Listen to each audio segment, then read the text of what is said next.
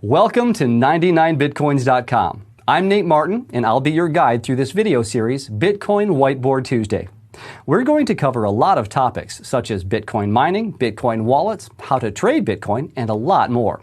Today, we're going to start from scratch and answer the third most searched term on Google today: what is Bitcoin? If you're worried that we're going to get too technical and use a lot of complicated words, don't. Here at 99 Bitcoins, we translate Bitcoin into plain English, so even if you have no technical background, you'll be able to understand everything. By the end of this course, you'll know more about Bitcoin and how it works than 99% of the population. So let's get started. Before we talk about Bitcoin, I want to take a moment and talk about money. What is money exactly? At its core, money represents value. If I do some work for you, you give me money in exchange for the value I gave you. I can then use that money to get something of value from someone else in the future. Throughout history, value has taken many forms, and people have used a lot of different materials to represent money. Salt, wheat, shells, and of course, gold have all been used as a medium of exchange. However, in order for something to represent value, people have to trust that it is indeed valuable and will stay valuable long enough for them to redeem that value in the future. Up until 100 years ago or so, we always trusted in something to represent money. However, something happened along the way, and we've changed our trust model from trusting something to trusting in someone. Let me explain. Over time, people found it too cumbersome to walk around the world carrying bars of gold or other forms of money, so paper money was invented. Here's how it worked. A bank or government would offer to take possession of your bar of gold, let's say worth $1,000, and in return, that bank would give you receipt certificates, which we call bills, amounting to $1,000. Not only were these pieces of paper much easier to carry, but you could spend $1 on a cup of coffee and not have to cut your gold bar into 1,000 pieces. And if you wanted your gold back, you simply took $1,000 in bills back to the bank to redeem them for the actual form of money, in this case, that gold bar, whenever you needed. And so, paper began its use as money as an instrument of practicality and convenience. However, as time progressed and due to macroeconomic changes, this bond between the paper receipt and the gold it stands for was broken. Now, to explain the path that led us away from the gold standards is extremely complex, but suffice to say that governments told their people that the government itself would be liable for the value of that paper money. Basically, we all said, let's just forget about gold and trade paper instead. So, people continued to trade with receipts that are backed by nothing but the government's promise. And why did that continue to work? Well, because of trust. Even though there is no actual commodity backing paper money, people trusted the government, and that's how fiat money was created. Fiat is a Latin word that means by decree, meaning the dollars or euros or any other currency for that matter have value because the government orders it to. It's what's known as legal tender, coins or banknotes that must be accepted if offered as payment. So the value of today's money actually comes from a legal status given to it by a central authority, in this case, the government. And so the trust model has changed from trusting something to trusting someone, in this case, the government. Fiat money has two main drawbacks. One, it is centralized. You have a central authority that controls and issues it, in this case, the government or central bank. And two, it is not limited by quantity. The government or central bank can print as much as they want whenever needed and inflate the money supply on the market. The problem with printing money is that because you're flooding the market with more money, the value of each dollar drops, so your own money is worth less. When you see prices rising throughout the years, it's not necessarily that prices are rising as much as that the purchasing power of your money is dropping. You need more dollars to buy something that used to cost less. Once fiat money was in place, the move to digital money was pretty simple. We already have a central authority that issues money, so why not make money mostly digital and let that authority keep track of who owns what? Today, we mainly use credit cards, wire transfers, PayPal, and other forms of digital money. The amount of physical money in the world is almost negligible, and it's getting smaller with each year that passes. So if money today is digital, how does that even work? I mean, if I have a file that represents $1, what's to stop me from copying it 1,000,000 times and having $1,000,000? This is called the double spend problem. The solution that banks use today is a centralized solution. They keep a ledger on their computer which keeps track of who owns what. Everyone has an account, and this ledger keeps a tally for each account. We all trust the bank, and the bank trusts their computer, and so the solution is centralized on this ledger in this computer. You may not know this, but there were many attempts to create alternative forms of digital currencies. However, none were successful in solving the double spend problem without a central authority.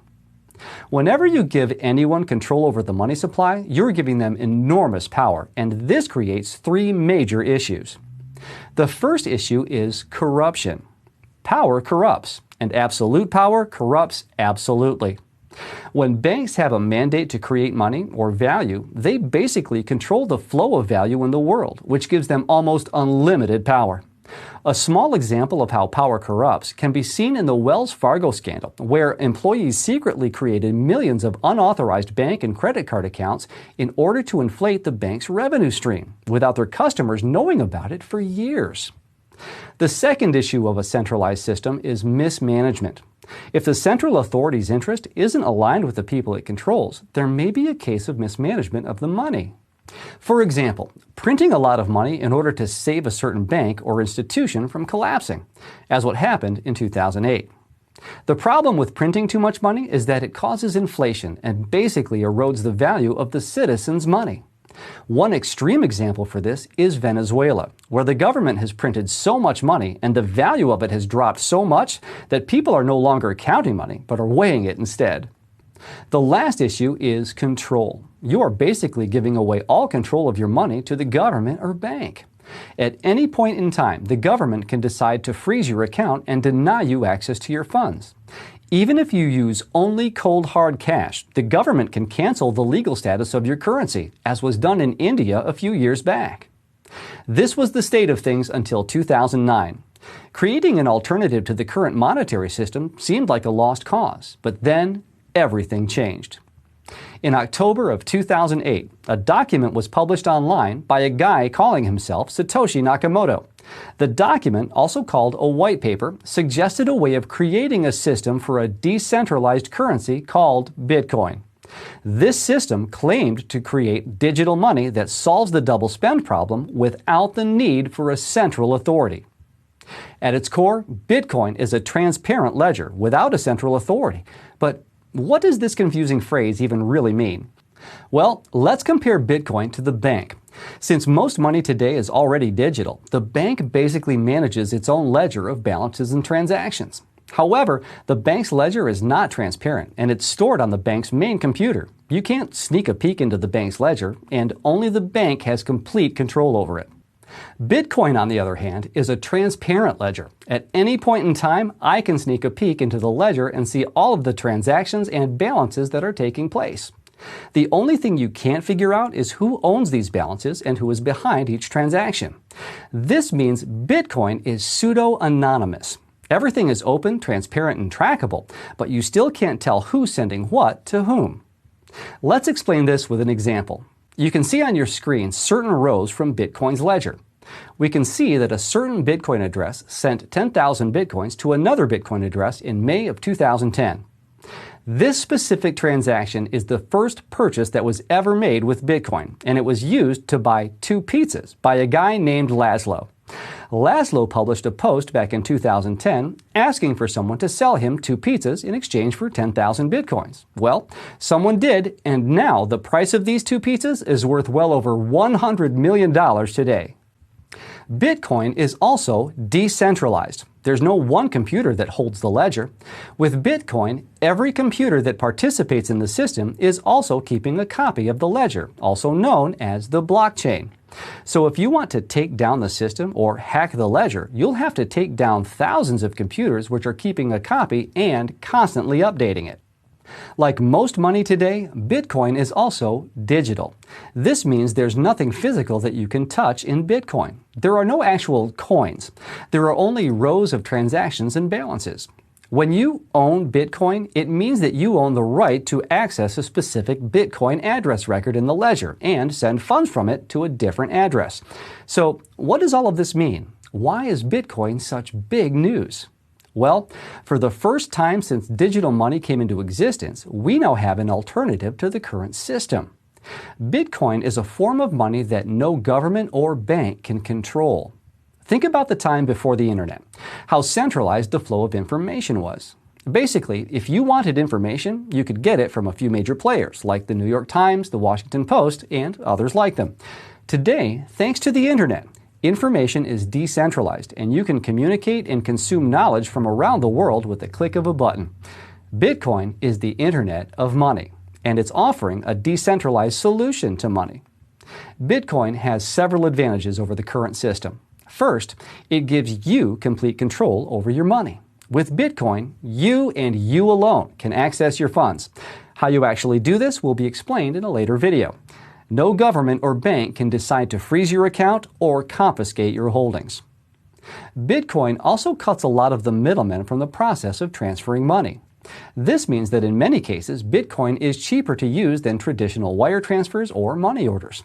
Also, unlike fiat currencies, Bitcoin was designed to be digital by nature.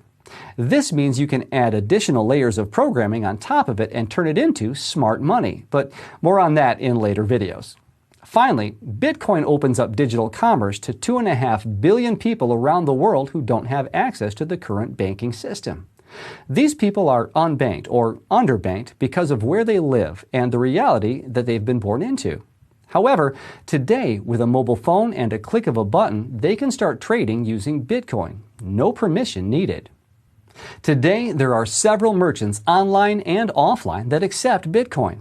You can order a flight or book a hotel with Bitcoin if you like. There are even Bitcoin debit cards that allow you to pay at almost any store with your Bitcoin balance.